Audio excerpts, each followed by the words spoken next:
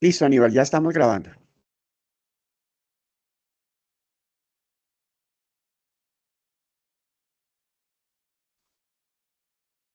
Bien, muchas gracias, Henry. Un afectuoso saludo, como siempre, a todos quienes se han conectado en esta nueva sesión, en esta nueva jornada inherente, pues, a nuestro taller de poesía. Eh, Agradeciendo por su interés, de que cada sábado, pues, ustedes están con esa lógica de formar parte de esta serie de reflexiones que tienden o que permiten sobre todo fortalecer ese interés, ese compromiso que cada uno de ustedes tienen con la palabra y a partir de el propio ejercicio de la escritura y en términos particulares de lo que es la poesía como tal. Pues con lo dicho, pues de igual manera explicando razones de índole personal que nos impidieron estar la semana anterior por motivos de fuerza mayor, pues hoy estamos nuevamente integrados a lo que vendría a ser una sesión que estaba pendiente también abordarlo desde la perspectiva de lo que significa esa gran discusión de la conceptualización de los géneros, de la división de las fronteras, de la posibilidad de que exista o no características puntuales en cada una de, de esos géneros que conocemos tradicionalmente. Y sobre todo considerando de que existe una presencia significativa en la actualidad, en la contemporaneidad en cuanto a la ruptura de esas fronteras. Entonces yo pues había compartido con ustedes en, el, eh, en el aula virtual, en la plataforma, un texto de Werner Krauss sobre géneros literarios, ya hace algunas semanas atrás, y les invito pues a que si es que no han leído, pues puedan leer este ensayo que es muy interesante y que da fe de algunos momentos en los periodos de la propia historia de la literatura, de cómo ha ido, de alguna manera ha ido eh, desarrollándose y evolucionando esta enorme discusión en torno a lo que significa, como digo, la posibilidad o la factibilidad de ir entendiendo esa dinámica taxonómica o de clasificación de los géneros como tal. Entonces, me parece que en un primer momento, para poder abordar eh, esta percepción, digamos, de esta condición genérica, pues cabe detenernos en lo que implicaría una conceptualización o una reflexión en cada uno de nosotros respecto de lo que es la literatura en un primer momento. Estamos conectados 7 personas y estoy convencido que posiblemente, probablemente, aunque podamos converger en ciertas aristas de ese concepto, pues siempre va a existir también desde cada una de sus experiencias, de sus conocimientos, de esa, de esa percepción cognitiva, desde sus propias propuestas creativas, inclusive va a existir, digo, siempre eh, visiones también, si no distintas, pero sí enriquecedoras que van a confirmar la propia complejidad de lo que significa o de lo que implica una definición así tan esquemática de lo que vendría a ser la literatura. Entonces, eh, si es que tal vez a algunos de ustedes podría compartir algún criterio inicial de lo que es literatura, me encantaría escucharles en términos generales. ¿Qué consideran que es literatura? ¿Cuál es el criterio que ustedes tienen de literatura? Digo esto como para ir entendiendo un poco esa formulación o esa reformulación de lo que viene a significar o de lo que viene a ser ya el hecho mismo de esa clasificación de géneros. No sé si tal vez algunos de ustedes, si no necesariamente podrían utilizar el micrófono, sí podrían hacer uso del chat, ¿no? Porque tenemos en este momento habilitado y compartirnos desde cada una de sus inquietudes, qué podría implicar, qué podría significar para ustedes de la literatura como tal.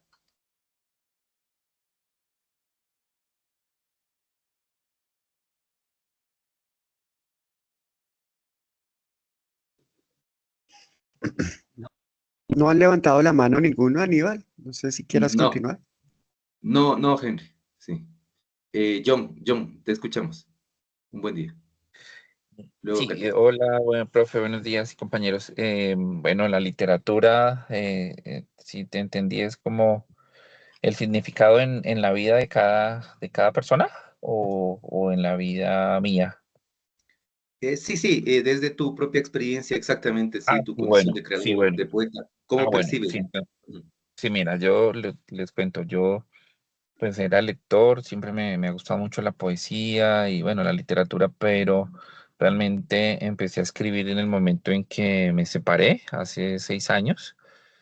Y digamos, de ese motivo como personal de ver que como, bueno, de pensar que había pasado, de no estar con mis hijos, de estar separado, estar en esa soledad, empecé a escribir, y ponle 4 o 5 de la mañana, escribiendo como pequeños sí, ejercicios y enviándoselos a mi hermano, a mi mamá.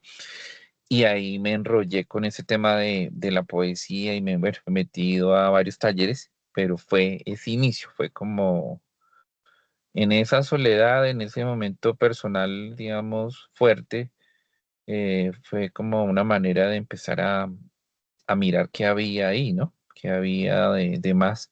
Y ese ha sido mi camino. Fue de hace 6 años que llevo en esto. ujú. Podríamos de alguna manera pensar, John, que era parte de una exploración, ¿no? Ya en términos particulares. Sí, ¿cómo te digo? De entender, ¿no? De entender qué cosas que uno tiene ahí, yo pienso, ¿no? De entender, de cómo me aferré a eso, como para no, pues no, te digo, el estar separado, estar en esa soledad, me dio por escribir cuando siempre había sido lector, ¿no? Entonces, y pues, quién sabe qué más hay ahí de fondo, ¿no? Perfecto, muchas gracias, John. Le escuchamos, Catherine, un buen día. Buenos días, Licen, y a todos. Para comentarle que el chat no está activado en mi caso y me gustaría poder escribir porque en mi casa están haciendo mucho ruido. Entonces, no sé, como que no se va a escuchar muy bien. Y el chat no está activado. Me sale que no puedo acceder a la conversación en el chat. Ya, hay un icono con una interrogante, no aparece en la parte posterior. P y R dice en el icono, No me ¿no? aparece, solo me aparece que no puedo acceder a la conversación, o sea, al Ya. chat. Mm.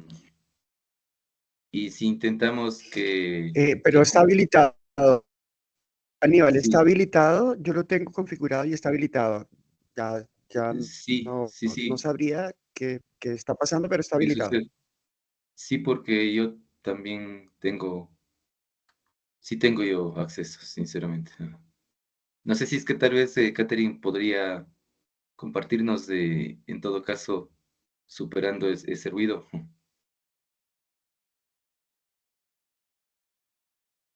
Bueno, espero que no sea molesto para ustedes, pero bueno, en mi caso, eh, obviamente la literatura para mí se ha convertido en algo ya, en una parte de mi vida porque estoy estudiando literatura. Entonces, desde, digamos, un primer momento, para mí es una forma de expresión porque me doy cuenta de que puedo expresar mis ideas, las experiencias que voy viviendo, igualmente las emociones que siento a lo largo del día o puede ser en el momento en el que escribo. Y para mí tiene gran importancia porque al inmiscuirme y leer desde hace tiempo libros que han sido de mi agrado, como que voy descubriendo culturas o las épocas en las que se escribieron ese libro y me voy imaginando, o sea, tiene ese poder de llevarnos en la historia y transmitirnos eso que el autor quería transmitir o nosotros ver desde nuestra propia visión. Entonces, como digo, para mí se ha convertido en literal parte de mi vida. Muchas gracias, Catherine. Escuchamos criterios que tienden a plantearnos esta razón de ser, digamos, de alguna manera, de la literatura desde perspectivas muy íntimas, ¿no? Muy particulares. Y ese ya es un primer detonante para un poco ir entendiendo ese concepto al que quería invitarles a que podamos procesar, ¿no? A partir de esas experiencias personales, la pregunta era, ¿qué entendemos o qué creemos que puede ser la literatura? Y esto lo planteo precisamente como un mecanismo como para ir abordando esa posibilidad de lo que significa la clasificación de los géneros como tal. Eh, Incluso desde el propio debate, ¿no? De la existencia o no de géneros que en algún momento algunos autores así lo han determinado. Entonces, me parece que en función de primero situarnos en lo que vendría a ser, tal vez de manera incluso esquemática, el criterio, el concepto de lo que vendría a ser la literatura, pues podríamos decir en primera instancia que es una forma artística que precisamente busca manifestar lo que nos decían nuestros compañeros, ¿no? Busca manifestar esas emociones, esas intimidades, esos sentimientos, y que precisamente para alcanzar esa expresión se lo hace a través de las palabras, que es lo que nos decía en un primer instante John, ¿no? Cuando planteaba que en una hora determinada de la mañana, posiblemente a primera hora de la mañana, pues él sentía esa necesidad, o lo que nos decía Catherine sobre una expresión. Y ya vamos a ver luego la diferencia que vendría a tener con la comunicación también, que al final sí se ejerce, pero que sí hay una diferencia, porque a ratos también se conceptualiza la literatura como un mecanismo de comunicación, pero en este caso cabe eh, entender y coincidir en lo que nos decía Catherine en esa capacidad de expresión como tal, ¿no? De expresión humana. Entonces, claro, en un criterio muy, muy simple, pero a la vez también profundo, podríamos dicotómicamente manifestar que la literatura es el arte del uso de la palabra, de las palabras. Y es la creación a partir precisamente de esos vocablos, de esos sintagmas. Entonces, a ratos históricamente, en siglos pasados se hablaba de una diferenciación entre lo que vendría a ser la lengua común de lo que vendría a ser la lengua literaria. Pero con el paso de los años y con el paso del tiempo, se ha desacralizado esa percepción de lo que vendría a tener un acercamiento a ese otro concepto de la belleza como tal en la expresión literaria. Digo esto de una diferenciación que en algún momento ha existido, que hasta ahora se percibe como tal, ¿no? Entendida como la literatura vista desde un lenguaje diferente al común. Pero resulta que la lengua, en sus términos generales, pues no dista mucho en una diferenciación entre lo que podría ser la lengua común y la lengua literaria. ¿Por qué digo esto? Porque en lo cotidiano, el uso de la lengua viene a tener también en su práctica, en ese pragmatismo, también viene a estar contenido de ciertas expresiones que son literarias, es decir, en todo el tiempo, en todo momento, en diferentes circunstancias, el ser humano lo que hace pues al final también es conjugar ese lenguaje común habitual con cierta expresión literaria. No nos olvidemos entonces que la metáfora es un recurso que generalmente lo utilizamos, no tal vez de forma consciente, pero sí de manera inconsciente.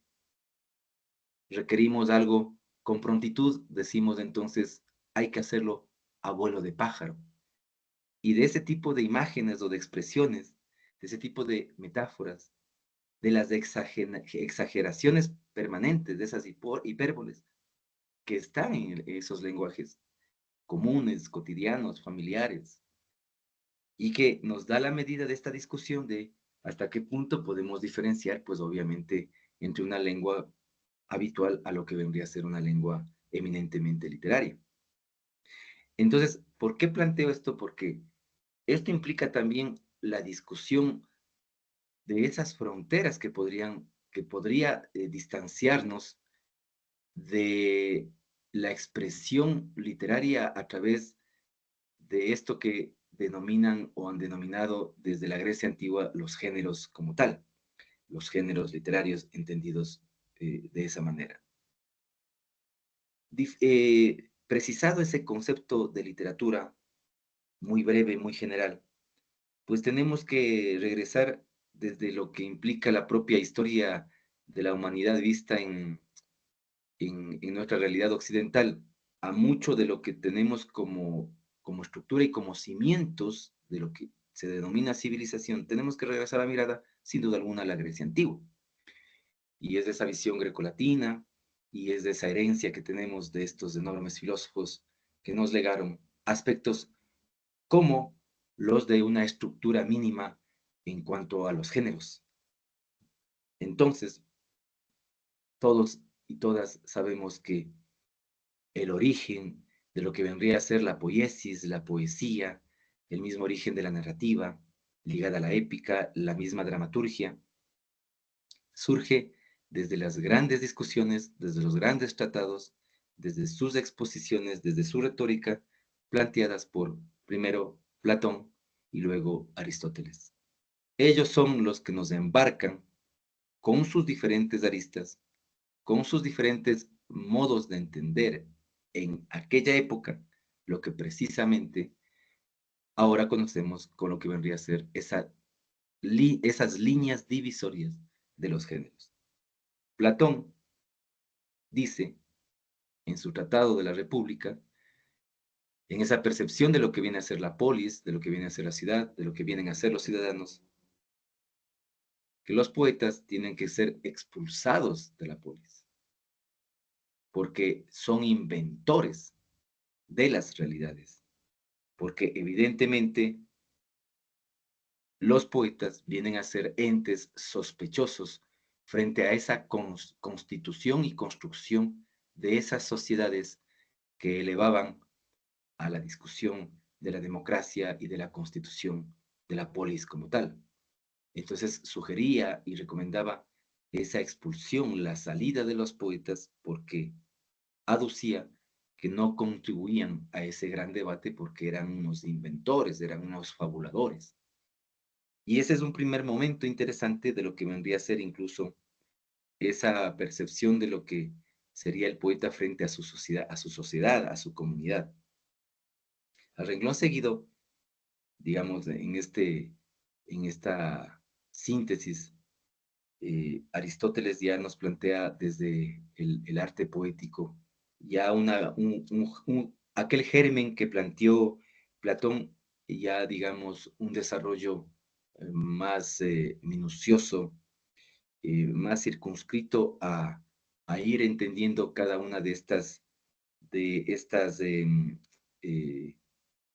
de los géneros que vendrían a ser, pero en ese momento serían ciertos indicios de lo que sería la gran literatura.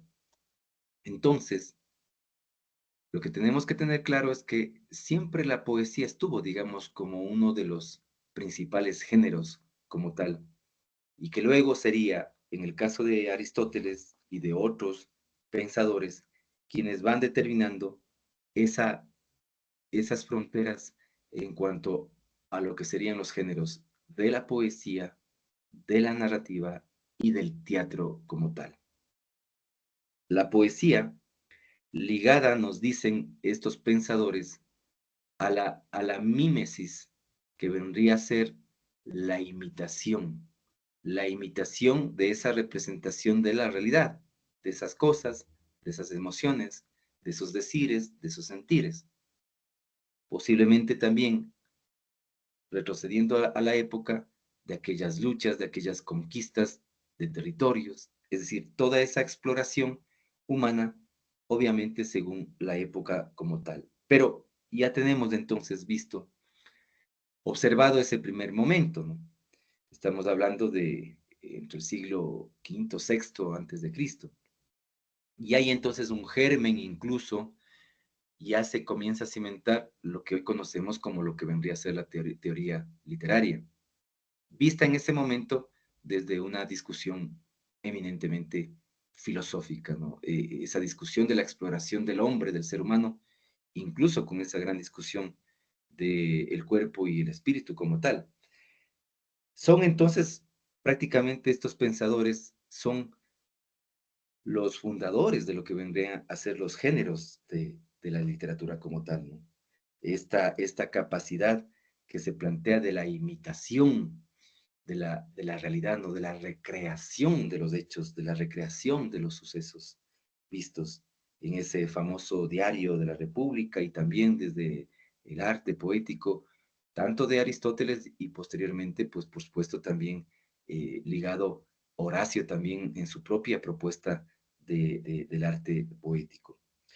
Eh, hay momentos interesantes para recrear, digamos, con obras, como en el caso de la Eneida de Virgilio, que son géneros que vistos desde la épica vendría a ser la narrativa, pero que también están ligados a lo que sería la descripción de la historia, porque viene a ser, digamos, la narración de lo que sería la constitución de un Estado, en este caso el Estado italiano. A lo que yo voy es de que ya incluso en ese primer momento, miren ustedes, cuando hacemos mención a la épica ligada a la narración, ya en los mismos albores del surgimiento de los géneros, comienza a haber esa justaposición, lo que ahora conoceríamos, no ahora, ya algunas décadas atrás, de las famosas hibridaciones, porque la narración vino también a estar a ratos ligada con lo que podría ser esa relación con la historia, lo que ahora conocemos, por ejemplo, como la novela histórica. Entonces, pero claro, en ese momento no había tal clasificación, habían esas tres delimitaciones que hacemos mención y que pues nos dan una perspectiva muy clara, ¿no? De lo que sería el desarrollo del quehacer literario como tal en ese gran primer momento, ¿no? De esa discusión, de esa configuración. Porque lo que nos plantean es ese momento de la poesía mimética vista desde esa representación como tal de esa realidad y también desde ese otro momento ligado a la narración que vendría a ser la épica, pues, y el caso de el teatro que lo relaciona a una especie de mixtura. Miren qué interesante, porque al teatro se lo ve como una relación entre lo que vendría a ser ese texto, esa representación, ya con la practicidad, ¿no? Con el hecho mismo de la aplicación de ese género. Entonces, incluso visto a la dramaturgia como algo más abarcador, ¿no? Algo más totalizante, porque se complementa, porque tiene que escenificarse ese primer momento literario, ¿no? De esa proyección literaria. Eh, Planteamos entonces una diferencia en cuanto a estos formatos de lo que vendrían a ser los géneros, ¿no? Como tal, a esas formas de distinción de la creación y de la recreación eh, literaria. Esto viene pues a sugerir que, que los géneros vienen, pues por supuesto, conceptualizando a sí mismo, vienen a tener una determinada clasificación, ¿no? ¿Qué terminan siendo los géneros? Pues una distinción, una especie de membrete, una clasificación que no deja de ser utilitarista y práctica. No creo que el escritor, desde luego el poeta o el ensayista, se sienta a escribir, ejerza esa necesidad interna, pensando primero por qué género o por cuál género va a ir navegando. Eso es bastante difícil. Es decir, hay un primer momento en el que surge eso que llamamos, que hemos venido discutiendo como lo indecible y que comienza a emerger en el texto. Recuerden ustedes que yo les invitaba a que efectúen un primer ejercicio y por eso quiero hacer alusión y mención de que les planteaba la posibilidad, les invitaba a que efectuemos un ejercicio ligado a reflexionar, a reinventar sobre la escritura desde cada uno de nuestros espacios físicos, mentales, emocionales, etc. Y ahí observamos en más de un participante esto que estamos hablando. Es decir, como una especie de duda y de interrogante en cuanto a buscar cuál sería el formato en el que nosotros desarrollemos esta propuesta. Y fue muy interesante, ¿no? Es decir, claro, si yo participo y yo me inscribo en un taller de poesía, pues tengo que hacerlo en línea versal. Es que precisamente esa era la intención.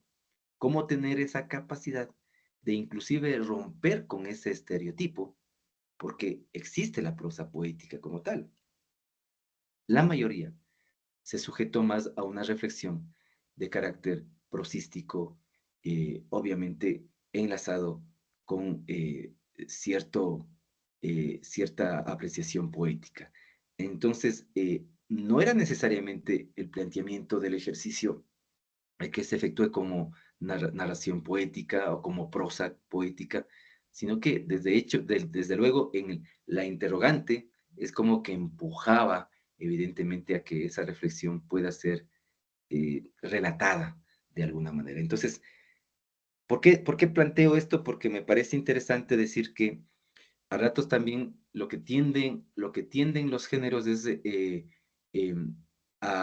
manera utilitaria a clasificar, cuando al final el trabajo literario concluye en el artefacto, en el dispositivo que vendría a ser, digamos, del libro objeto, si no el libro digital, pero sí libro objeto, cuando acudimos a las librerías, ¿qué es lo que observamos?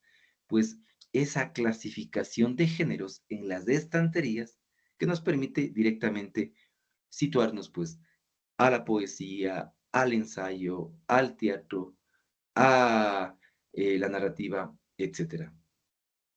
Cuando llega un texto, un libro, una obra que siendo literaria, el librero no logra clasificar, es cuando evidentemente tenemos esa noción de lo que vendría a ser una hibridación literaria, es decir, cómo lo rico de las hibridaciones es que se rompen con esas percepciones mentales, culturales, educativas, que nos han ido definiendo lo que estamos mencionando. Entonces, aparte de lo que podría ser una clasificación que ayuda mucho a entender la propia composición literaria, también sí se vuelve en un mecanismo utilitario como tal.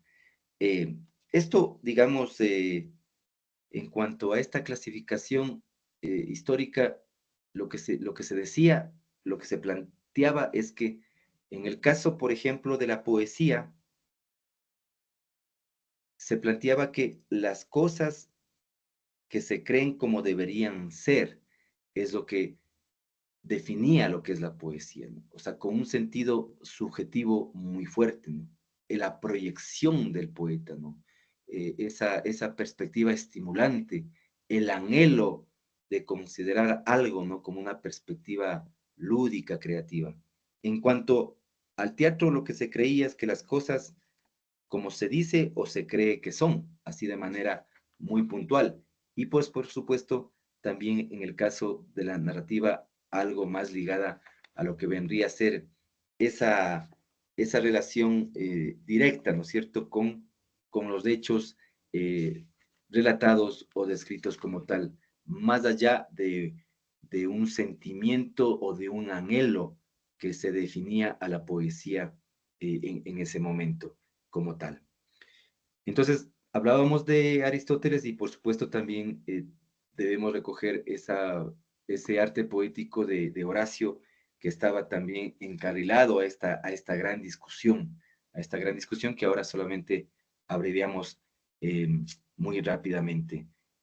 Posterior a dando saltos, digamos, vertiginosos, posterior a lo que ya viene a ser esta definición, esta discusión que termina en definiciones programadas en esta especie de trilogía, pues nos encontramos a que en el propio romanticismo, previo al romanticismo, pues se viene desarrollando una discusión de lo que vendría a ser esto de la posibilidad de que haya una ruptura de los géneros. Es decir, estamos entre el siglo XVIII y luego el siglo XIX, donde se desborda el romanticismo, previo también, pero en el XVIII hay una visión prerromántica de una corriente alemana que objeta, que discute esto que estamos denominando como géneros. Es decir, ya hay un momento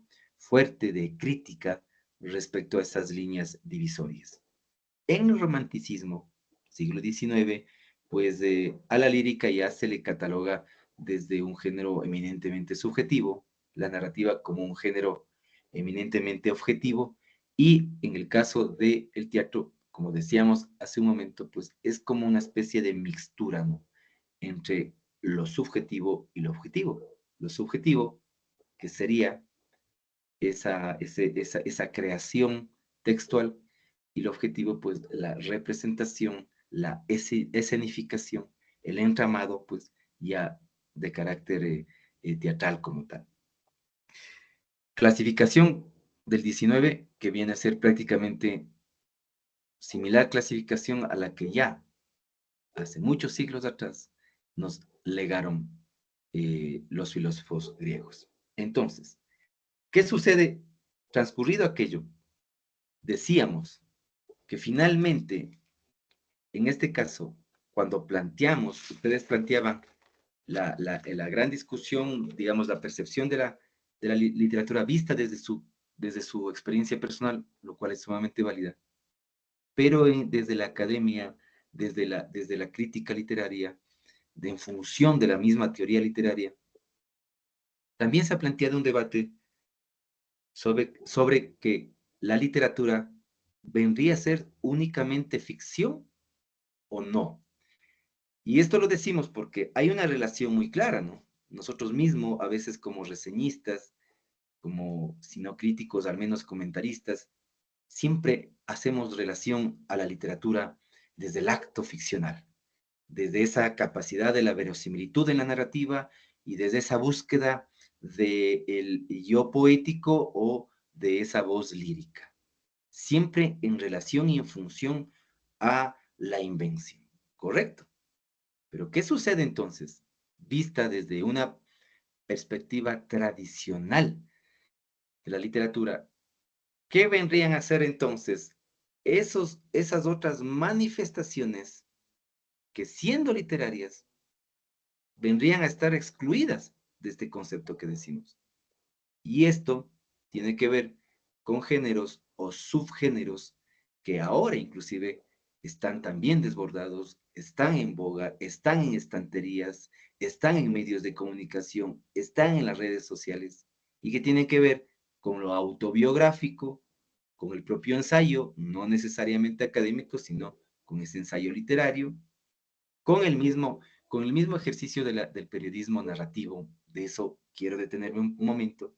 La crónica literaria, la columna, el artículo de opinión, el diarismo, la propia epístola como un mecanismo de expresión literaria, la autoficción y, como yo decía anteriormente, eso que llamamos periodismo narrativo o periodismo literario, tras esa enorme herencia de Gabriel García Márquez y de un sinnúmero de escritores y periodistas de primer nivel, como Martín Caparrós, como Leila Guerriero, como Juan Villoro, entre otros, que por supuesto, desde la realidad de los hechos, de los sucesos, de las personas, de las vivencias, hacen literatura, se quiera o no. Una Leila Guerriero que tiene una rigurosidad y una exigencia para el entramado de los textos y una capacidad de edición que es realmente encomiable. Entonces ahí nos preguntamos, ¿eso es o no es literatura? Eso precisamente implica la ruptura de fronteras, la ruptura de géneros, una relación intergenérica que va más allá de estos enunciados que a breves rasgos, porque ustedes conocen, hemos dicho, es decir, coincidimos con ustedes en esa clasificación que viene a tener un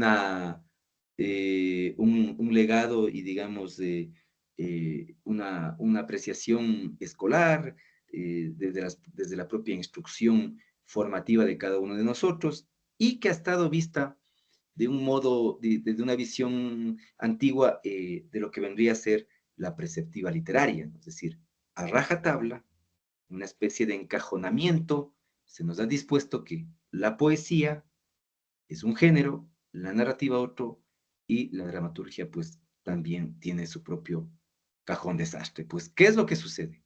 Que lo que estoy comentando, esas hibridaciones que no son nuevas, ojo con el tema, pues replantean aquello. En décadas pasadas, en siglos pasados, existieron apreciaciones literarias desde el propio ensayo, que no era académico, era un ensayo literario de muchos pensadores que autorreferencialidad y desde esa búsqueda del yo íntimo, efectuaron, reflexionaron sobre cuestiones incluso que tenían que ver con aspectos de Estado, es decir, con la cosa pública, pero que generaban una hibridación, porque daban el gran salto a una crítica de carácter social o de denuncia social, pero en el mismo texto, pues hacían referencias desde el yoísmo y desde una percepción que incluso podía fundirse con lo metaliterario, es decir, una combinación, una especie de cóctel que permitía romper lo que ahora estamos diciendo precisamente que se ha conocido históricamente, ¿no es cierto?, como una clasificación de géneros. Por tanto, además, frente a la pregunta de que si la literatura está considerada solamente como un fenómeno ficcional, pues habría que regresar la mirada o pensar sobre el ejercicio teatral, es decir, ¿el teatro es acaso, entonces, visto en esta perspectiva, solamente el texto? ¿O es que también hay otra apropiación, como hemos dicho, escénica, de tablas, de personajes, desde otra composición creativa que le da otra dimensión, ¿cierto? Ya no solamente de carácter ficcional como tal. Es al final el testimonio de los relatos, sí, pero desde otra composición que difiere con lo que vendría a ser una sola posición teórica. Yo les decía, haciendo mención a uno de los criterios sobre literatura, que mucho se dice de que la literatura también es un mecanismo de comunicación. Posiblemente sí, cuando se entrelaza, cuando se entrecruzan en plural aquellos subgéneros que provienen del periodismo y que también juegan con la literatura. Entonces, visto eso, tenemos que clarificarnos que finalmente sí cabe cierta diferencia entre lo que vendría a ser la posibilidad de comunicación frente a la posibilidad de expresión. Entonces, la literatura vendría a ser una expresión a través de la palabra. Y no digo escrita, porque ustedes saben que desde los orígenes mismos de la literatura, aquellos orígenes provinieron de la tradición oral, de la palabra oral. Por lo tanto, no definimos como palabra escrita, sino que dejamos abierto a esas pluralidades que ahora mismo tienden a manifestar, desde lo performático, pues hasta todo lo que ha implicado ahora una especie de jornadas maratónicas y que se vuelven hasta una especie de espacios concursables frente a lo que sería el propio ejercicio poético. Válidos todos estos ejercicios, sin duda alguna. Que tengamos nuestros puntos de vista, nuestros criterios, pues ya son aspectos de índole personal. Por lo tanto, la literatura tiende más a ser un ente, una instancia, un estamento de carácter expresivo, antes que comunicativo. Aquí está la diferencia entre lo decir y lo mostrar. ¿Qué decimos y qué mostramos? ¿Qué dejamos para que el potencial lector, en la expectativa de esperanza, generando una categoría teórica, en esa expectativas de horizontes, pues el lector también sea un coescritor, pues? O sea, no le vamos a dejarle, no le vamos a transmitir absolutamente el punto y el coma para dejarle sin aliento al lector. El lector también tiene que tener su espacio de recreación. ¿Qué decimos y qué mostramos? ¿Recuerdan ustedes en una de las sesiones sobre la fuerza de la imagen poética? Habíamos planteado una de las metáforas o una de las expresiones poéticas del propio Huidobro. ¿Cómo hacemos llover? O sea, no describimos la lluvia, sino que en el poema tenemos que mojarnos, tenemos que sentir la humedad. El lector finalmente tiene que sentir esa lluvia. Pues de eso se trata precisamente lo que decimos, el enunciado expresivo, en nuestro caso, ligado a la poesía. Por tanto, digo, la literatura, antes que comunicar, siempre tendrá que ser un canal expresivo de esas dolencias, de esas angustias, de esas emociones, de esas esperanzas. ¿Qué es lo que hace entonces?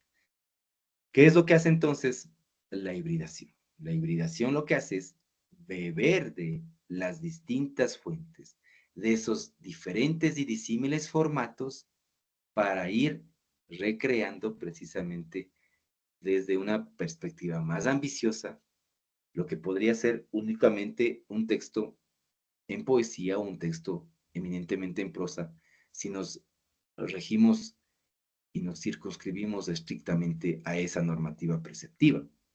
La poesía, línea versal, el texto prosístico, pues a partir de los renglones, de los párrafos, etc. Entonces, la importancia en este caso de entender de que una vez, y aquí esto cabe insistir, una vez que comprendemos, porque no podemos malinterpretar, de que al final no serviría de nada esa composición genérica, pues al contrario, primero hay que manifestar, o mejor dicho, hay que insistir en que es fundamental conocer de esta clasificación, por supuesto.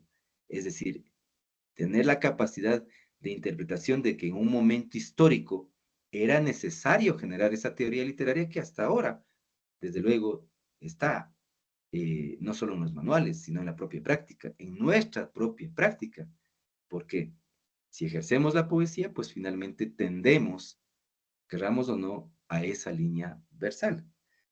Pero sí, hay un momento en que el propio creador o creadora busca esos mecanismos de lo que vendría a ser la exploración como tal en el mismo texto. Lo que quiero insistir es en algo, de que el generar la discusión de la validez o no de lo que puede ser ese encasillamiento genérico va más allá de tener todo el bagaje de conocimiento de lo que son las estructuras de esas composiciones genéricas. Es decir, no podemos desentendernos de esa composición teórica. Dicho eso, entonces, manifestábamos que en el caso de esa hibridación, lo que se plantea es una mezcla y una verdadera contaminación de géneros. Pero para un poco llegar a lo que vendría a ser esto de la hibridación, yo quisiera es únicamente extraer algunos criterios bastante válidos para esta discusión y para que quede como una especie de inquietud en el que podríamos ahondar en el siguiente, en la siguiente sesión con ejercicios prácticos que nos van a dar la medida de lo que estamos hablando. Quisiera compartirles mínimas ideas a partir del ensayo académico que está en la plataforma de nuestro taller sobre géneros literarios, escrito por Werner Krauss. En el texto se dice algo que corrobora lo que hemos manifestado en este momento. Los textos en sí tienen una capacidad evolutiva. Mutan y por sí tienden a transformar y a transformarse en cuanto a su expresión. Me parece que es un momento, digamos, una reflexión sumamente válida. ¿Por qué al final las compañeras y compañeros, quienes participan en el taller, cuando planteamos un ejercicio puntual, dubitan en que si cabe o no el texto elaborar sobre la base de lo que sería la estructura del poema o circunscribirme a una reflexión que viene a ser una especie de un micro ensayo, sino al menos una prosa poética? Miren, precisamente porque ahí hay esa posibilidad creacional de dar el salto, teniendo en cuenta que al final la misión o la meta es constituir un texto poético, pero damos el salto, evolucionamos y mutamos a lo que vendría a ser la estructura prosística como tal. Entonces, nos parece importante cuando se coincide, yo coincido plenamente cuando nos dice este autor que los textos finalmente tienden a transformarse, ¿no? Tienden a mutarse, claro, saltan de un género al otro, prácticamente. En algún momento, en varios momentos, mejor dicho, de este recorrido muy ligero que hemos hecho de la historia literaria, han existido autores que han llegado a radicalizar sus posturas y han negado los géneros. Es decir, han rechazado de manera frontal esto que se denomina los compartimentos estancos, estos encasillamientos. Han rechazado al nivel o, digamos, a la exageración de plantear el que exista la mutilación de las fronteras, el que se borren las fronteras. Uno de ellos es Gerard Genet. Él plantea en su momento borrar esas fronteras, la inexistencia de los géneros. Y más de un autor lo que ha reivindicado es a la poesía y a la expresión poética como, digamos, el pilar que está atravesado por todos los géneros. Entonces, todo lo que he dicho tiende a dejarnos con una reflexión, posiblemente con una duda, de que al final es muy potente la constitución de esa poiesis que desde la Grecia antigua, viene evolucionando para estar muy conscientes de que la poesía al final está atravesada en todos los géneros.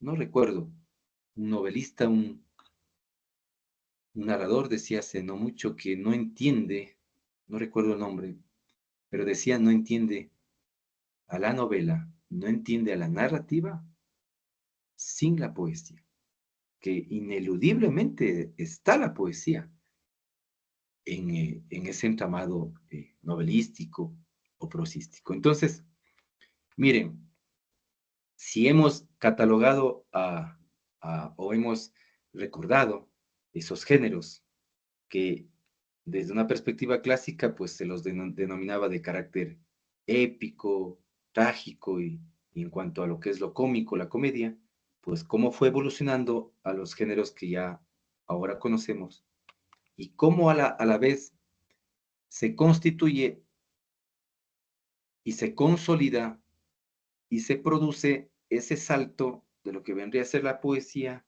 en un momento dado al poema narrativo o a la poesía en prosa.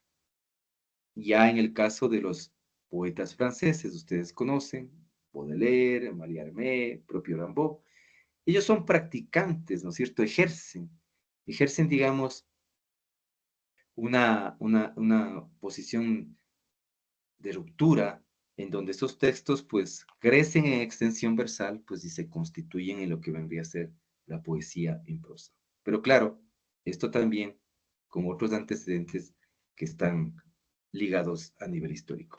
No sé si es que hasta aquí tal vez hay algún aporte, algún criterio adicional, algo más que puedan cada uno de ustedes añadir, y me gustaría mucho escucharles hasta este momento que se ha hecho un breve repaso y ciertamente alguna reflexión respecto de esto que podría ser la clasificación en cuanto al quehacer literario. No sé, les escucho. John. Sí, bueno, yo quería como, bueno, aportar que bueno, yo he explorado, digamos, estos géneros de como dramaturgia, poesía y también narrativa. Y en los talleres que he tomado, veo como que esa separación se da mucho, es como, no, yo soy dramaturgo, entonces como narrativa, eso no es narrativa, eso es poesía, sino eso es como un cierto celo digamos, del oficio de cada rol, ¿no? Entonces el narrador también es como, eh, algunos desprecian la poesía y como una cierta rivalidad también, ¿no? Entre poetas y novelistas y también dramaturgos. Era eso, como desde el oficio, como que lo veo en la práctica que hay una separación. Correcto, gracias John. Sí, yo coincido plenamente y posiblemente quienes no tuvieron la factibilidad de conectarse a esta especie de diálogo, de conversatorio con nuestro invitado hace un par de semanas, cubano, eh, se me escapa el nombre, voy a recordar, pues él nos decía algo que es sumamente interesante y que tiene que ver con lo que John alude. Él cuando estuvo viviendo en su país, en La Habana, en uno de los talleres donde él participó, él ejerce mucho la prosa, digamos, poética, ¿no? Tiende mucho a ese ejercicio y también combinado con esto que decimos crónica literaria, no es periodista, pero él comentaba que esos textos que él presentó al taller, el tallerista de manera tajante le manifestó que eso no era poesía. Y yo les voy a compartir, y me comprometo, tengo un libro de él, pues que eh, es prosa poética. Entonces, miren, es decir, un taller que tenía su nivel de rigurosidad, ¿no? Pero que en este caso, pues, estaba planteado desde esa perspectiva de divisoria, digamos, ¿no? En donde no tuvo cabida y lo que decía, eh, pues, de nuestro invitado es que definitivamente para él significó eso, digamos, como un momento de discusión interna, es decir, de un planteamiento interior de cuál vendría a ser la validez del ejercicio, ¿no? O sea, es decir, del ejercicio literario. Quiero decir, o sea, hasta qué punto lo que él estaba ejerciendo, produciendo, tenía validez, si había sido objetado por el mismo tallerista, ¿no? En su momento. Esto da la medida que, de hecho, como que está muy marcado, ¿no es cierto? Está muy marcado este tipo de líneas divisorias. Entonces, solamente para complementar el nombre de nuestro invitado de hace pocos días, que les invito a que si tal vez, les propongo a que si tal vez no pudieron escucharlo, pues ya está subida a la plataforma su entrevista, este conversatorio, donde él también funde algunas ideas frente a lo que vendría a ser esta mixtura.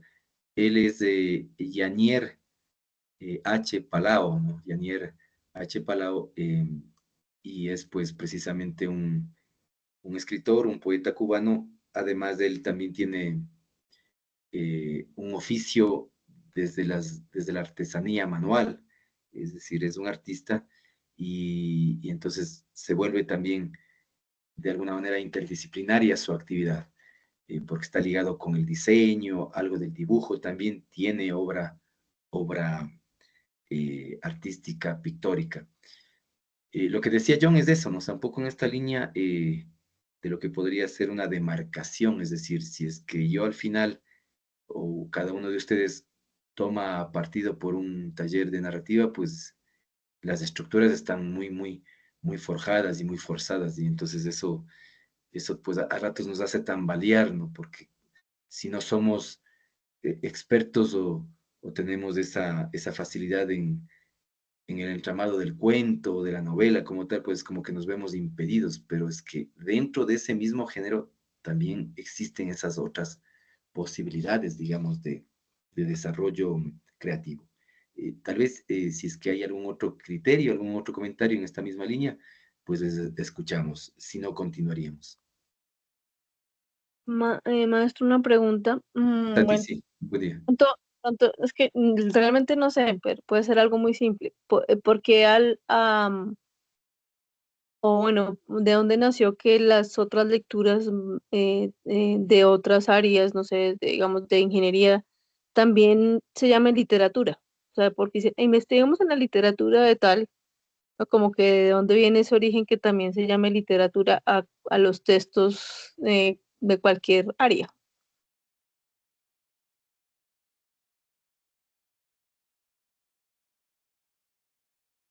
¿Sí me escuchas, Marcel? Sí, sí, claro, claro que sí, Tati. Quiero entender que cuando, tal vez desde la academia o Sí. tal vez desde los medios de comunicación, cuando se plantea, digamos, de que en un área que puede ser más técnica, se dice, o sea, hay que acudir a la literatura de, ¿no es cierto? O sea, es lo que quiero entender. Sí, sí, exactamente, sí, señor.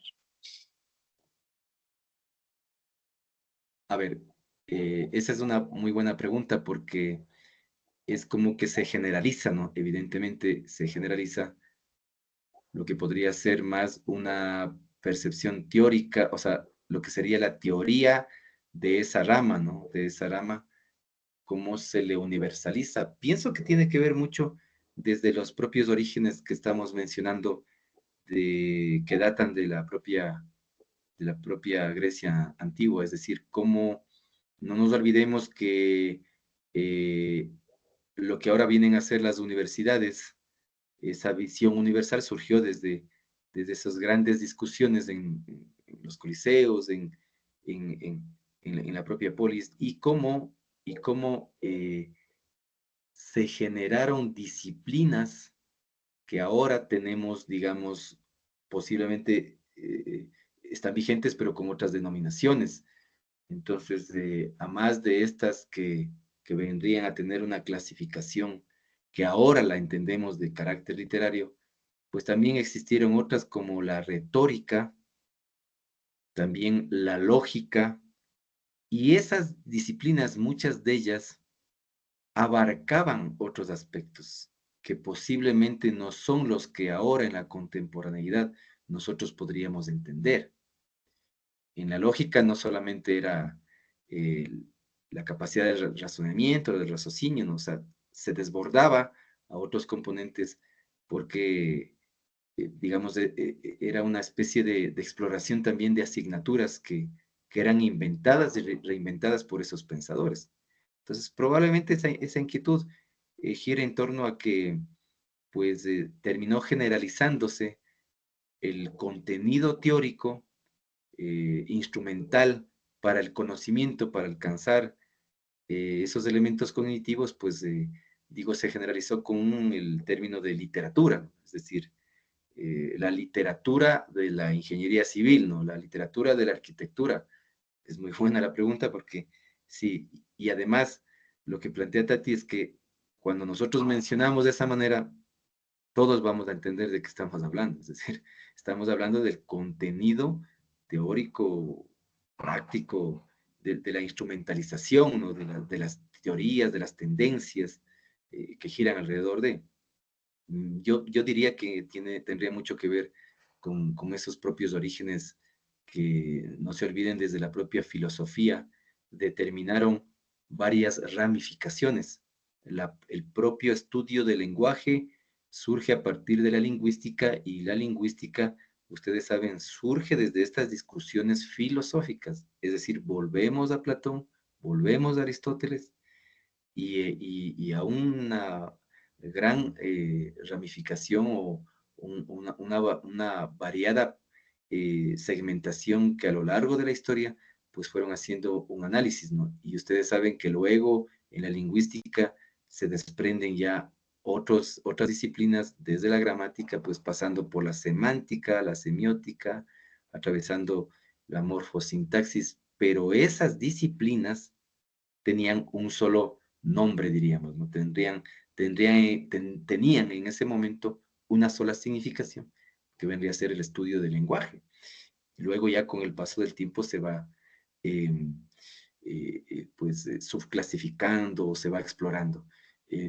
Pienso que Tati, ahí un poco en esa inquietud podría ser desde esa perspectiva, ¿no? No sé si es que tal vez pude satisfacer la respuesta, pero sí creo que tendría mucho que ver con los mismos orígenes de la composición teórica de la literatura, ¿no? Que como estamos viendo, tenía mucha fuerza, ¿no? En la composición de la misma estructura de la sociedad como tal.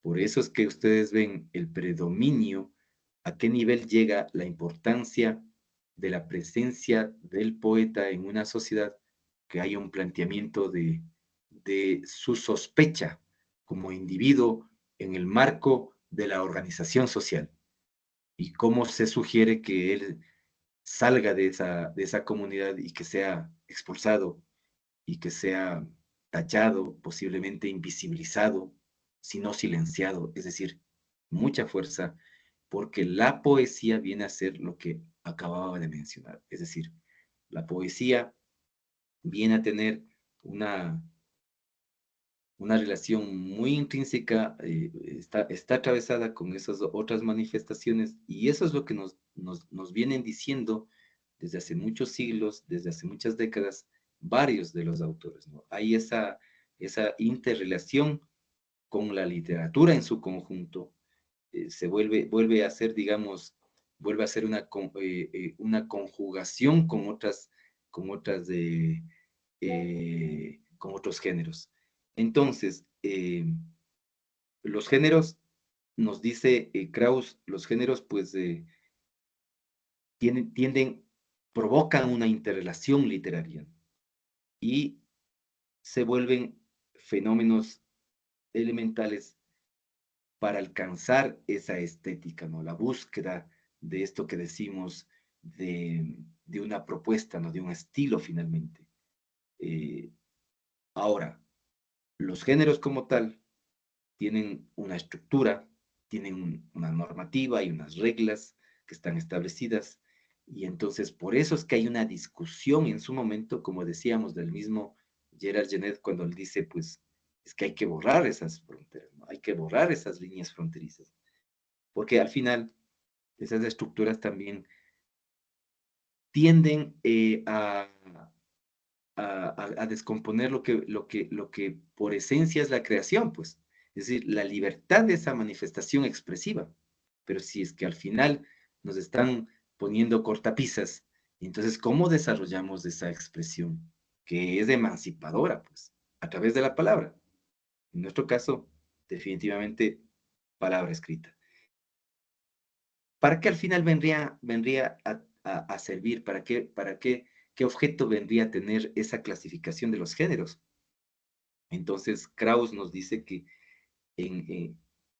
probablemente la validez estaría ligado a la capacidad de análisis. Es decir, una de las cosas que se vuelven fundamentales, lo que les decía anteriormente, para estudiar esta división de géneros y no rechazar, ¿no? Es decir, y no vedar, sino más bien al contrario, para sumarnos al conocimiento de estos géneros, digamos, de esa importancia estaría dada en la capacidad analítica y, por supuesto, de interpretación que podríamos tener en razón de la crítica, es decir, para tener una capacidad eminentemente crítica, ¿no? Para alcanzar, digamos, esto que hemos dicho, que Jung, por ejemplo, identifica plenamente, es decir, siente que hay una especie de división marcada cuando para nosotros, en el caso de la poesía, en el caso del ejercicio poético, pues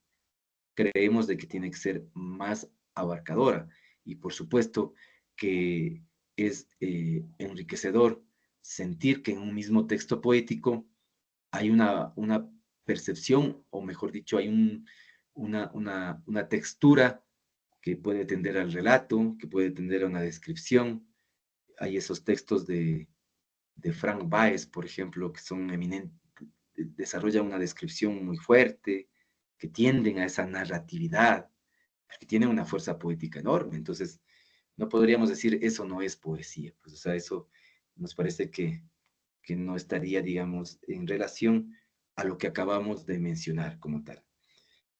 Decimos que además nos sirve entonces no solamente para entender esa mutación, sino que además para poder tener una capacidad de crítica y de autocrítica con nuestros propios textos, porque posiblemente en nuestra exploración poética podamos ir sumando esos otros instrumentos, podamos ir sumando ciertos recursos que van a enriquecer el texto. En un poema se podría aludir, digamos, a un personaje determinado, es decir, cómo describimos a cierto personaje, con nombre y apellido, o simplemente desde la búsqueda de un yo lírico, que podría ser el mismo autor, ¿no es cierto?, cobijado, generando esto que hemos dicho, ¿no? Una especie de representación, generando esa propia mímesis. Entonces, lo que nos dice Krauss al final es de que nos permite además este conocimiento de los géneros, nos permite tener un cabal entendimiento de lo que sería la composición de cada uno de los géneros, lo que les acabo de decir. De dónde yo podría aprovechar, o qué recursos podría yo, mejor dicho, qué recursos yo podría aprovechar, ¿no?, para la elaboración de mi poema, o si es que yo me arriesgo a generar, a producir un ensayo literario, pues, ¿qué aplicación poética puedo hacer a esa reflexión?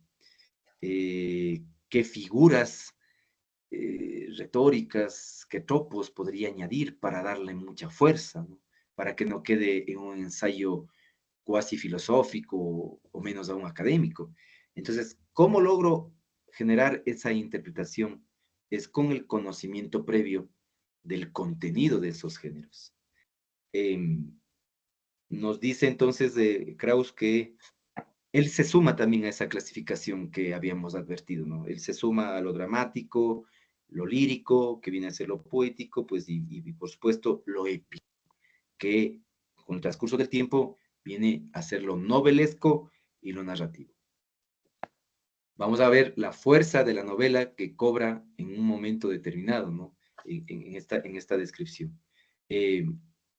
Los géneros, lo que nos dice Krauss, y esto es interesante, a diferencia de lo que hemos venido diciendo en toda esta sesión, es de que los géneros vendrían a tener una especie como de composición ahistórica, ¿no? Es como que va más al margen de la historia, nos dice Krauss, o sea, fuera de lo que vendría a ser esa oficialidad histórica como tal.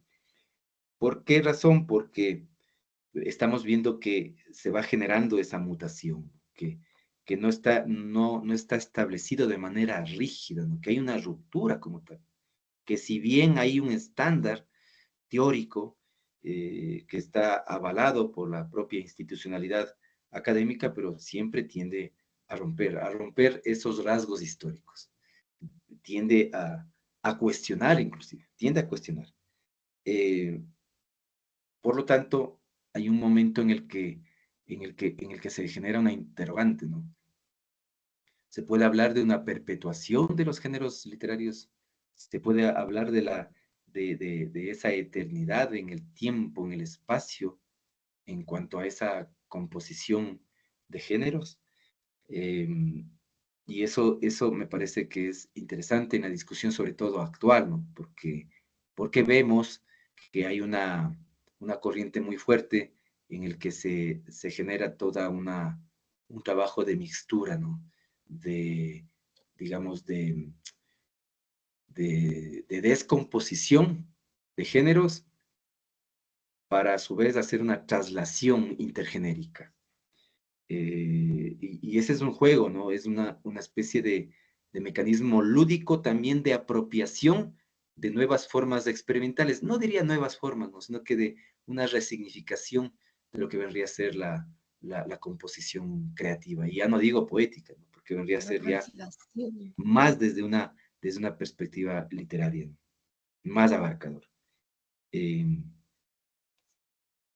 Quienes reivindicaron esa historicidad de los géneros, ustedes recuerdan, esa segmentación de géneros, pues surgió mucho desde los propios formalistas, los postformalistas, recuerden ustedes los estructuralistas, que ellos siempre discutieron la estructura del texto y eso significa pues adentrarse en la clasificación. Y eso es lo que ahora lo que se plantean ciertas corrientes, no digo nuevas corrientes, porque creo que como es conocido aquel dicho, no hay nada nuevo bajo el sol, a propósito de los lenguajes comunes y literarios, siempre estamos hablando en metáfora, pues no hay nada nuevo bajo el sol, y lo que se hace es un poco la reinterpretación. Esto significa también que debe haber un proceso de existencia y de coexistencia de los géneros que hemos visto.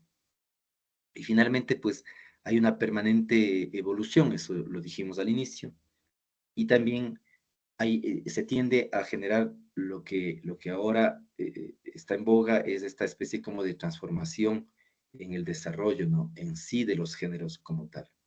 Eh, esa mezcla, de esas estructuras, y esto es un criterio particular, pues creo que termina enriqueciendo una propuesta, ¿no? Lo hace válido, es decir, es una especie como de interiorización del trabajo literario en un laboratorio.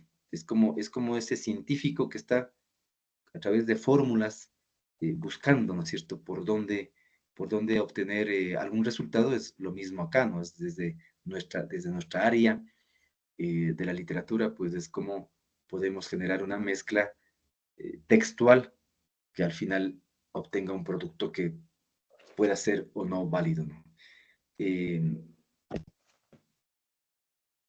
¿Por qué se discute lo histórico y lo ahistórico?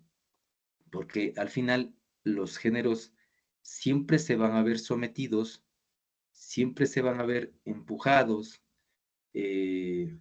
pues replanteados a una dinámica que es propia de cada tiempo. O sea, ese es el resultado de posiblemente a ratos del agotamiento de ciertas propuestas y cómo desde esa irrupción de otras, pues se va generando una recomposición. Y yo les hablaba algo de la importancia también de la novela, ¿no? En su evolución, cuando desde lo épico trasciende a lo novelesco y finalmente tiene una fuerza narrativa como tal, y hay subgéneros dentro de ese enorme género. Entonces, también la novela crean ustedes que desde cuando todos sabemos emerge digamos, emerge una lectura o una visión moderna, digamos, hay un criterio de modernidad desde cuando surge Don Quijote de la Mancha, es decir, ahí tenemos mucha hibridación, o sea, ahí tenemos intertextualidades, hay mucha fuerza. Implica que desde ese momento, pues también la novela va evolucionando y nos encontramos en una especie también de bifurcación entre lo que vendría a ser el siglo XVIII, ese momento de desarrollo. Ustedes saben que hay desde lo épico, lo pastoral, es decir, hay algunos subgéneros que devienen, ¿no? Lo romántico, pasando por el realismo, el naturalismo, es decir, cómo esa novela va también mutando. Todas esas corrientes, y entre el 18 al 19 que cobra una fuerza fundamental. Ahí es cuando, entre el 18 y el 19, pues prácticamente en la literatura, el género narrativo cobra fuerza, digamos, y se constituye, digamos, como uno de los baluartes de la literatura. Y obviamente entre el 19 y el 20, ¿no es cierto?, en donde ya conocemos la fuerza como tal novelística. No quiero dejar a un lado, digamos, decir que eso no signifique que la poesía siempre estuvo ahí, como acabamos de mencionar. Pero en esta clasificación, es decir, entendido desde lo que históricamente se ha calificado y clasificado a la literatura, pues la novela irrumpe con mucha fuerza del 18 dando un paso pues al 19 y al 20, pero por favor contando con todo ese andamiaje y con toda esa perspectiva histórica pues que datan desde los propios orígenes de la literatura, ¿no? Y cómo fue desde lo picaresco, ¿no es cierto? Todas esas percepciones que iban generando digamos, una referencia importante como género. Y siempre atravesado, a propósito de lo que menciono de lo picaresco, siempre atravesado con esto de las autorreferencialidades, de lo que podría ser un manejo mixto, ¿no es cierto? Cómo la novela no es que siempre va a ser entendida desde lo lineal, ¿no? Aunque desde luego tenemos esos subgéneros que históricamente han tenido una estructura unívoca, pero desde el Quijote, como decimos, hay una recomposición en cuanto al entendimiento de lo que ahora podemos conocer como la novela histórica, de denuncia, ficcional, ustedes ven, es decir, ahora hay una amalgama muy fuerte, ¿no es cierto?, que tiende desde la ciencia ficción, es decir, todo esto visto desde una consolidación también del género, o sea, eso indiscutiblemente. Las obras literarias poseen o tienen un destinatario, porque al final la obra literaria siempre tiene un destino, es lo que nos dice como mensaje Krauss, ¿no? Y claro, y ese destino tiene, lo que yo les decía hace un momento, un horizonte de expectativas, es decir, también tiene una complicidad, y esa complicidad permite a que ese receptor también sea un ente crítico y que pueda generar también una relectura. Esto lo hemos venido diciendo en algunas sesiones, pero ¿por qué quiero hacer mención a aquello? Porque ahí también hay una ruptura interesante, porque ahí se da también una ruptura interesante entre lo que vendría a ser el ejercicio del creador, sea el narrador o sea el poeta, con lo que vendría a ser la recepción de ese lector. ¿Cómo yo entiendo qué es esto como texto? Si es un texto poético, si es un texto ensayístico, si es un texto novelado. Es decir, todo esto que estamos hablando tiene mucho que ver también con un manejo lúdico, ¿no es cierto? Un manejo, es como una especie de un desafío también que se impone. Y por eso se diferencia, y aquí sí cabe las diferenciaciones entre lo que puede ser si no la gran literatura, pero sí esa literatura que tiene un contenido, ¿no?, más profuso en cuanto al manejo de la estructura, de la forma y en cuanto a su contenido, ¿no? Todo lo que puede ser el andamiaje, frente a lo que pueden ser esa otra literatura que a ratos se ha denominado de lo banal, del bestseller, del entretenimiento, ¿no? Y aquí cabe eso, porque para el lector siempre va a ser más complejo lecturas posiblemente de clásicos, de lo canónico, que otras lecturas que a ratos pues pueden ser de un solaz de domingo. A esto es a lo que voy, con que también un texto híbrido, y eso hablaremos en la siguiente sesión, ya puntualizando los géneros que yo había mencionado, hablando de estas mixturas, de qué se puede hibridar y qué posiblemente habría más dificultad de hacerlo. Pero va a ser más difícil y más rico a la vez, para el lector, pues, encontrarse con un texto de la misma Leila Guerriero, como decía hace un momento, o de un artículo de Arturo Pérez Reverte, un artículo de opinión, donde hay literatura, pero nos está hablando de la actualidad. Muchos de los articulistas son escritores, ustedes saben, son narradores prestigiosos, y cuestionan el sistema político, ideológico, las estructuras de la economía actual, pero siempre llevándonos al campo de la literatura y navegando con la literalidad. Entonces, esa es la diferencia, ¿no? Cómo al lector se le va a complejizar, ¿no? Porque posiblemente hagamos alusión, posiblemente vamos a aludir a un personaje de una obra.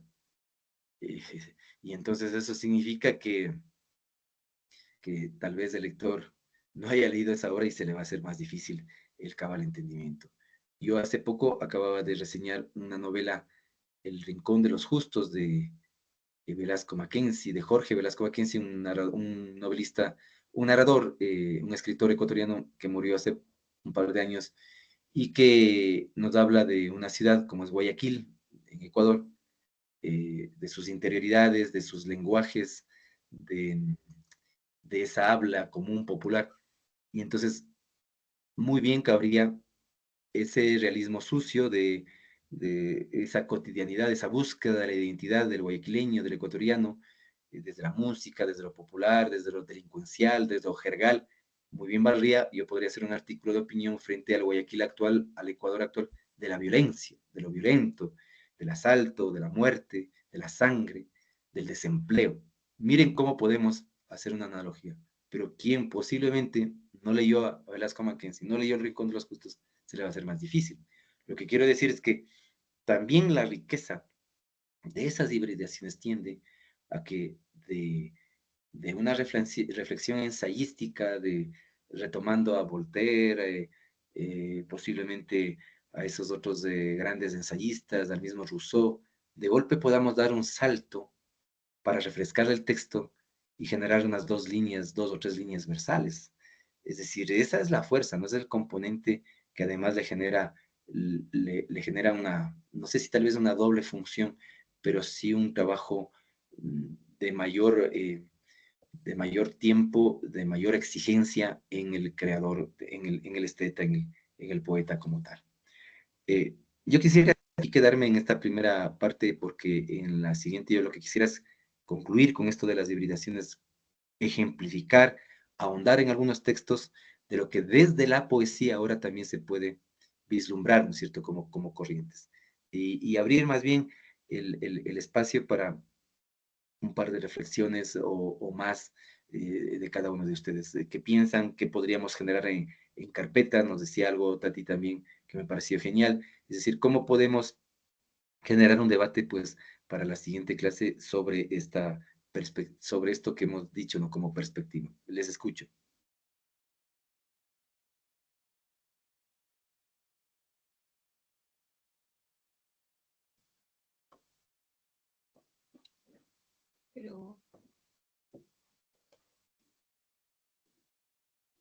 O si tal vez no hay nada más que decir. John, te escuchamos. Y bueno, quería hacer un aporte, digamos, desde la dramaturgia. Hay un autor, se llama José Sánchez Sinisterra, que él trabaja un concepto que se llama narraturgia, entonces, del tema pues, de la narración y de la dramaturgia. Realmente, pues no conozco bien la teoría de él porque, bueno, tiene Sí. como que varias investigaciones, pero sí Sí, lo he visto que lo han mencionado mucho en la dramaturgia y latinoamericana.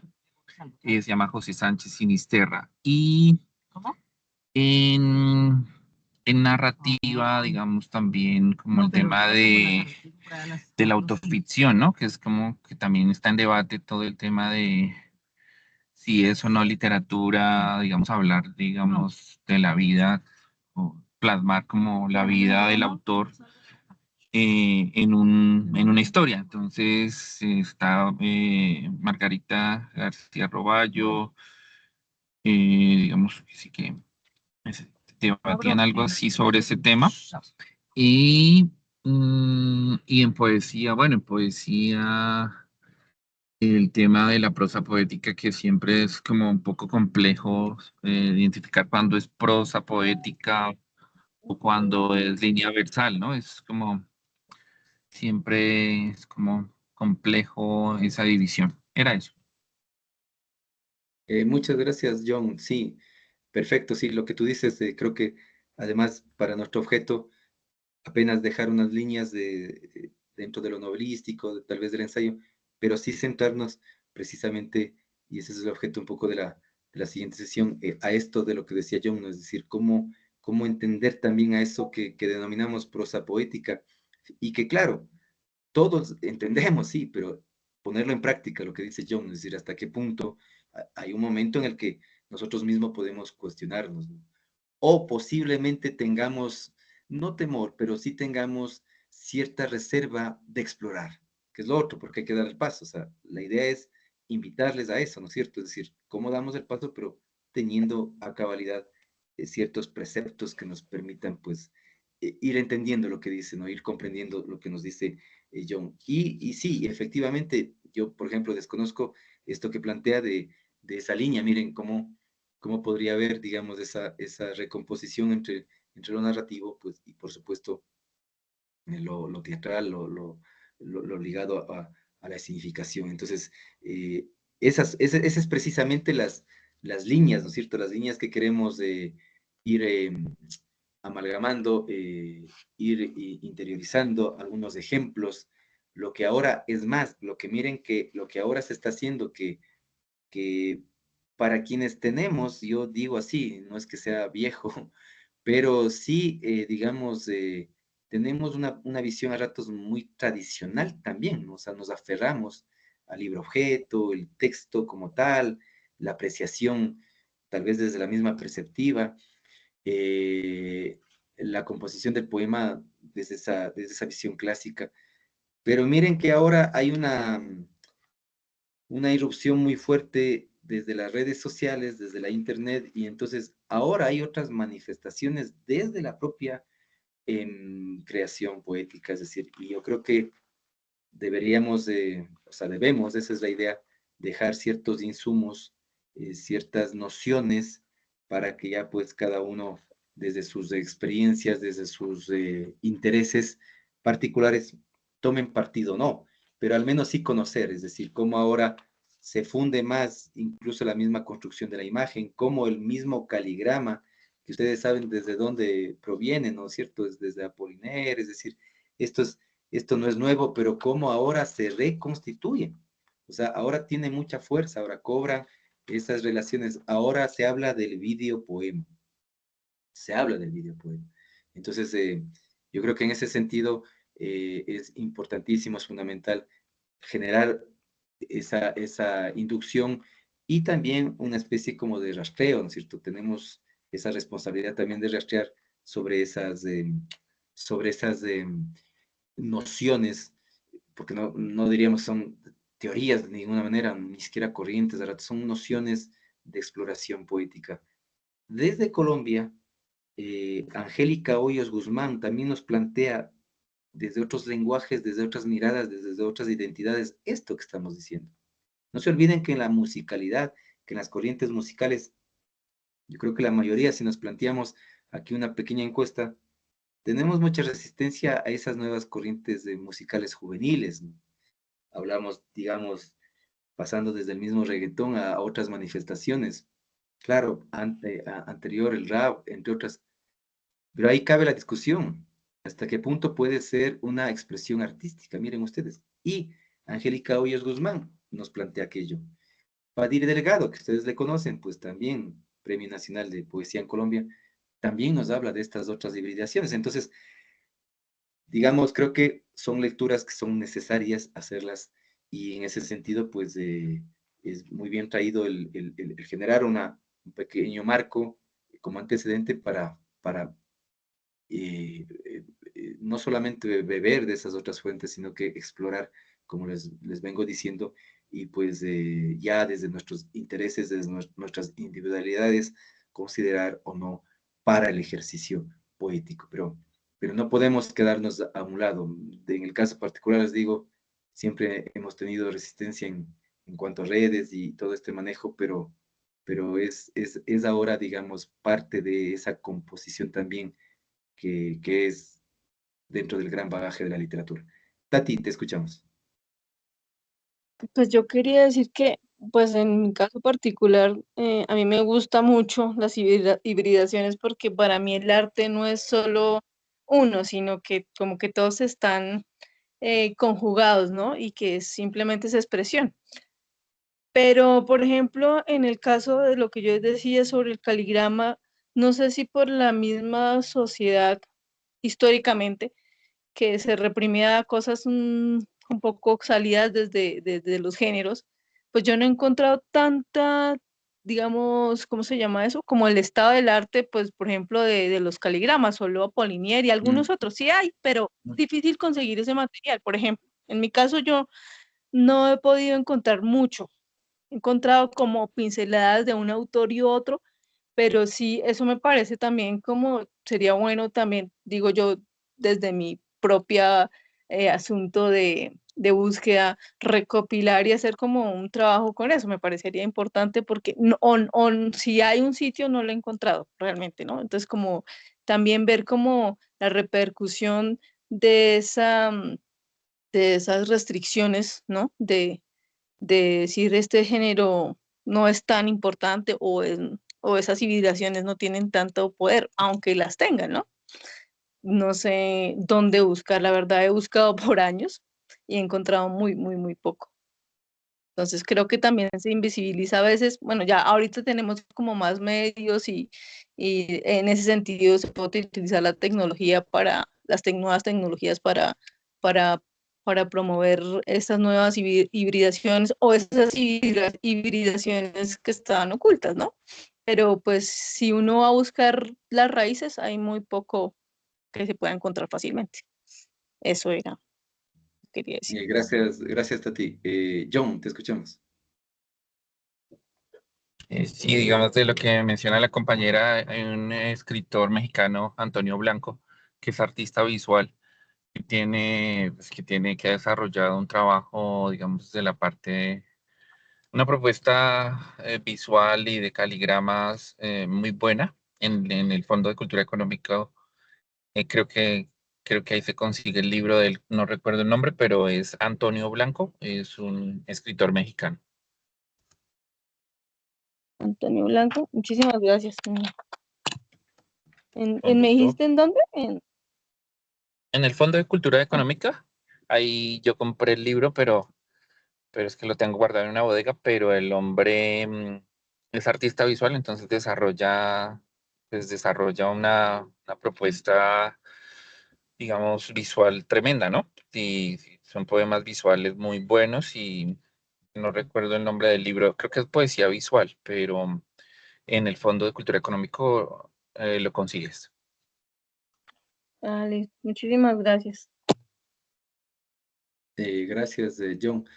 Sí, en la línea que nos dice Tati, a ver, digamos, es interesante lo que nos dice Tati porque está atrás, digamos, la pista de profundizar. Y sin embargo, de que ahora hablamos que estamos en un mundo globalizado y que hay todas las condiciones, o sea, se ha encontrado con esta circunstancia, ¿no? Que para mí también me resulta así como que, digamos, interesante en el que visto desde incluso desde un interés académico, como el estado del arte, es decir, como como tener esa apropiación del marco teórico, pues al final tampoco encontramos los insumos. Eso me parece hasta desafiante y, por supuesto, también se vuelve en una línea de investigación, ¿no? Es una línea de indagación, es decir, ahí hay todavía hay un mundo inexplorado, hay un universo literario aún inexplorado y más aún con lo que nos plantea Tati. Claro, alguien me va a decir, pero no, pues esto ya fue hace siglos atrás, sí, pero es que la recomposición de esas propuestas está dada también con las visiones contemporáneas. Entonces, por eso yo les decía, miren cómo ahora se está haciendo uso de los más media y se está haciendo uso de la alta tecnología para recomponer, es decir, cómo esos textos que tienen una fuerza gráfica, visual, ahora están siendo diseñados ya en el dispositivo como tal, es decir, desde la computadora. Y entonces ahí entra la discusión, que es lo que les dejo como, como incógnita, como interrogante, ¿no? Les dejo es para la siguiente semana decir, ¿es o no es poesía lo que estamos hablando? ¿Es o no es literatura? Claro, es que es una recomposición que va más allá de lo escrito. Por favor, le escuchamos, mi estimada Blanca. Y quería agregar que nosotros tenemos un escritor que es especialista en caligramas. Incluso yo he trabajado sobre caligramas y tengo hecho uno sobre que he trabajado con la aritmética. Dado que soy farmacéutica y he trabajado tanto con física y matemáticas y química, me hicieron trabajar caligrama y tengo uno hecho en base pura y exclusivamente a las matemáticas y sobre todo a la geometría.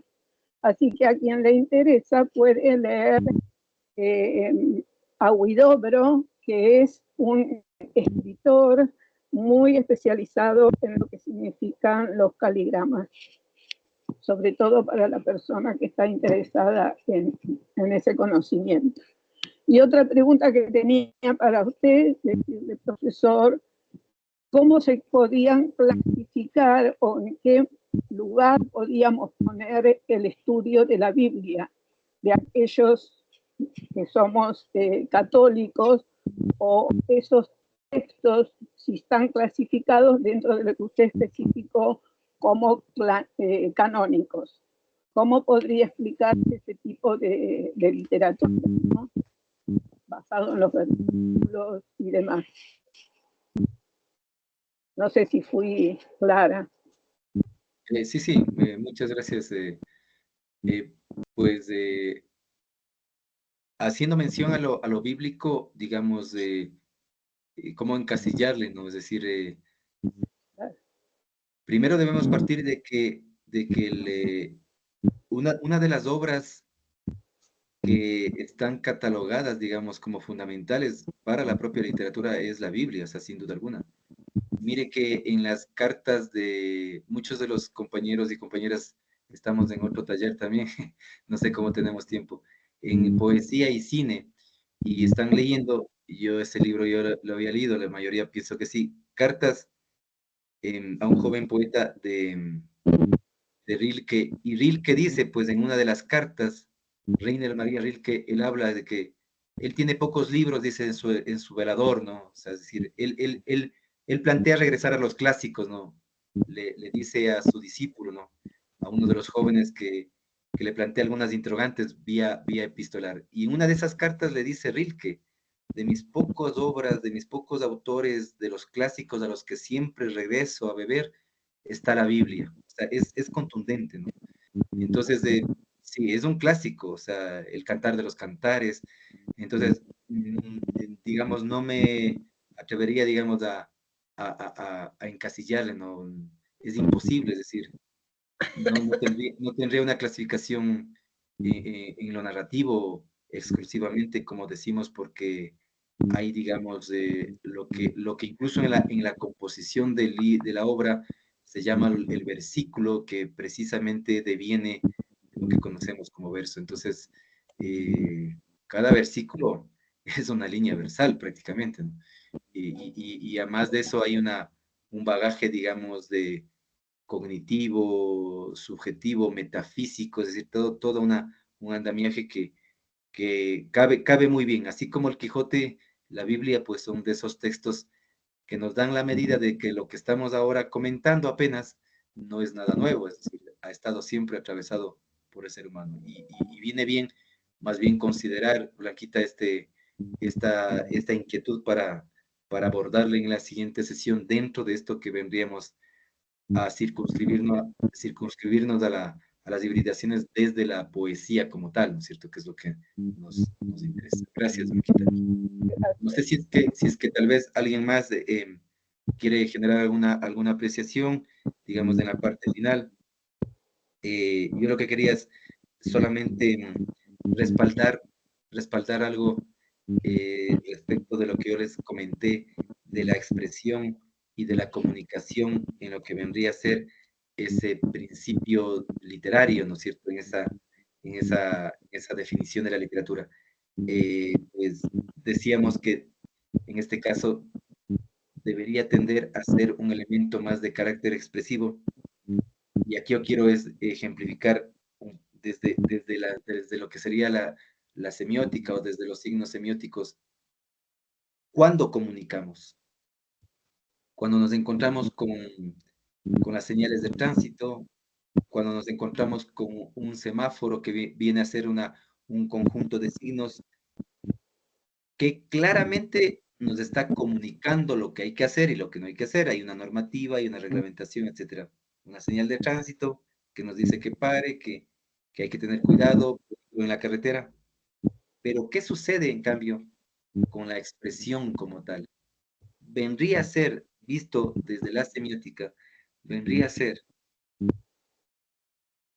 aquel humo que nosotros encontremos posiblemente en la naturaleza o en algún lugar, el humo, una especie de llamarada, y el humo que vendría a decirnos, que vendría a identificar de que hay un incendio, ¿no es cierto? De que hay llamas y que hay un flagelo y que algo ocurre. Pero esa expresión no necesariamente es comunicativa, ¿no es cierto? Sino que únicamente nos está mostrando algo, nos está diciendo algo, pero no nos está comunicando. O sea, un poco, eso quiero insistir en esa diferencia, que es lo que posiblemente cuando al final, veremos en la próxima sesión, cuando al final se discute en el periodismo y en la literatura, que es una irrupción muy interesante, ¿no? Es una irrupción cuando se dice que el periodismo lo que hace es transmitir la realidad de los hechos. Pero entonces, ¿cómo entendemos el periodismo literario que García Márquez pateó el tablero y dijo, señores, aquí también se hace literatura? Es que, y también, además, se hace poesía, porque lo que nos dice García Márquez es eso. O sea, él está, digamos, el discurso en la entrega del Premio Nobel de Literatura es un brindis a la poesía, ojo con el tema. Entonces, nos habla de los orígenes de la poesía.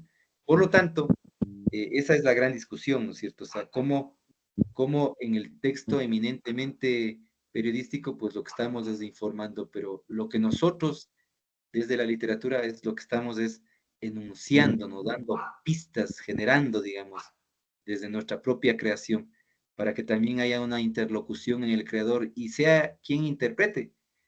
Por eso es que no sé si a ustedes ha ocurrido cuando acudimos, nos conectamos en algún recital de poesía y hay poetas que interpretan y hablan más que el propio texto, es decir, en vez de leer el texto para que interpreten quienes están como interlocutores y asistentes, pues muchas veces se explica mucho el poema.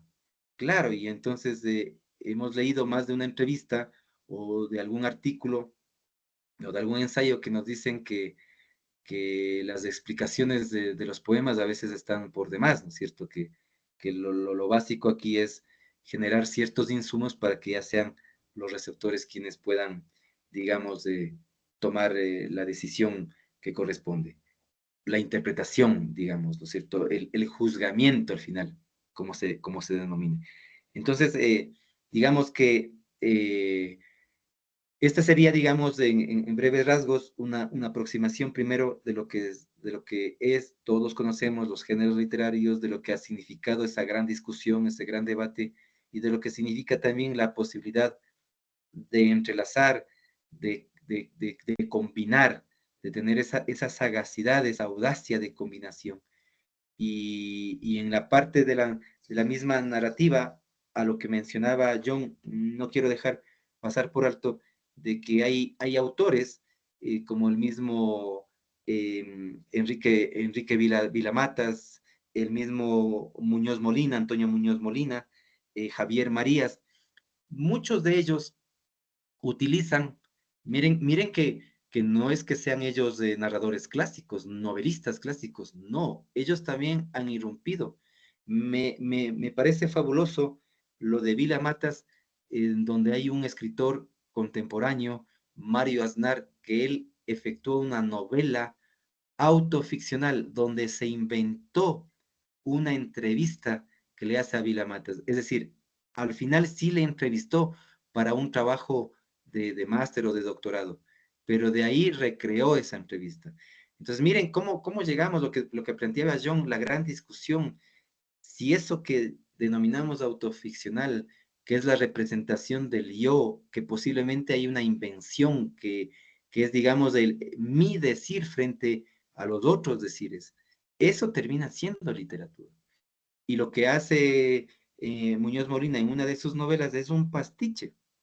Lo que hace es literalmente recomponer. Se demora mucho tiempo, muchos meses, posiblemente un par de años, y donde él configura en especie de álbumes, configura unos pastiches, es decir, comienza a hacer unos recortes de revistas antiguas, de periódicos, y finalmente termina publicando lo que les comento.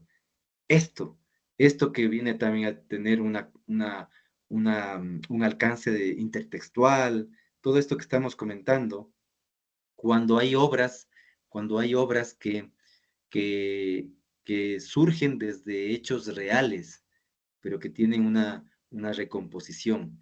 Entonces, eso que nos planteaba John viene a ser esto de la búsqueda de ese yo interno, de lo que viene a ser lo autobiográfico, y que sea de paso, por eso hacía mención al criterio de John, y que sea de paso, se ha hecho mucho uso y mucho abuso en los últimos años frente a esa circunstancia y a esa corriente, pues sin duda alguna, pero que es válida, al final, eso ya lo deciden los lectores, ¿no? Eso ya lo deciden, digamos, esa corriente de personas que están siempre pendientes de lo que se va publicando, porque cabe decir que ha tenido mucho éxito en estos últimos años este tipo de abordaje literario, ¿no? Estos temas y estos subgéneros, pues han tenido mucha llegada en ediciones y en publicaciones, incluso a nivel de reediciones, ¿no? También está el tema del ensayo literario como tal, ¿no? Ese ensayo que tiende entre lo lírico, lo prosístico, y que pues eh, también nos deja con esa inquietud, ¿no? ¿Hasta qué punto podríamos calificarle como poético? ¿Podríamos dejarle a un lado? Todas esas inquietudes, pues, no son nuevas. Nos decía hace algún momento Blanquita, el mismo Huidobro fue un adalid de las vanguardias, por supuesto, y pues desde ese surrealismo fue marcando lo que vendría a ser una propia tendencia. Miren lo que es la exploración para llegar al creacionismo, es decir, nada nuevo bajo el sol, pero que nos parece que es importante. Además, lo de Huidobro también a veces textos largos, densos, tendiendo esa prosa poética, ¿no? Jugando, pero con imágenes contundentes que le dejan al lector con más de un criterio para su análisis como tal. Entonces, con lo mencionado, lo que sí queda pendiente es, tenemos textos para la próxima semana, sin duda alguna, vamos a aprovechar el tiempo, a lo sumo, tenemos aún 2 sesiones, pues para interiorizar con textos de Catherine, de Tati, me parece que también, no sé si es de María del Rosario, de María y de Blanquita. Les invito, como siempre, pues al resto de asistentes, de participantes, para que se sumen a la posibilidad de compartirnos sus textos y poder aquí hacer un pequeño comentario, apenas un alcance, para que ustedes a su vez pues lo acojan o no y podamos ir generando ese otro ejercicio que es el que estoy convencido a cada uno de ustedes les interesa, digamos que es el de reflexionar sobre la propia creación poética de cada uno de ustedes. Entonces, sí quedaría la jornada de la siguiente semana para poder ahondar en estos textos que están pendientes aún de análisis. No sé si es que al final hay alguna otra apreciación, alguna inquietud ya más operativa. Está pendiente también un ejercicio que en estos días estaremos anunciando y también algún material que tiene que ver justo con esta inquietud alrededor de lo que es la prosa poética y estas nuevas recomposiciones de la literatura. Tal vez alguna inquietud, digo, algún criterio, algo que mencionar. Si no, Henry, estaríamos concluyendo.